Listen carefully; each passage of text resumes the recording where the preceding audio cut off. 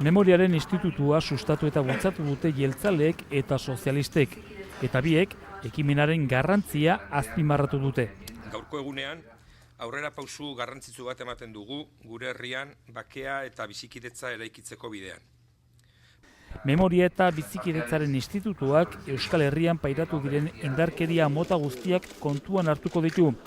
Gerra zibila, Frankoren diktadura, etaren terrorismoa eta legez kontrako antiterrorismoak. Hain justu ere, testuan erabilitako terminologia kritikatu egin du EH Bilduk. Dena kondenatzen omen duzue, baina estatuaren indarkeria, ardura duzuen horretan, lausotzen duzue. Are kritikoagoa ageri dira proiektuarekin PP eta UPyD. Ayudará a diluir el terrorismo. Maneiroren esanetan institutu honek etaren indarkeria lausotzen lagunduko du.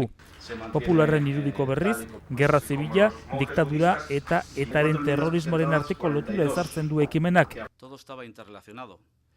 Eta hori ez dute gustuko. No se puede afirmar con rigor que aquí se mezclan violencias.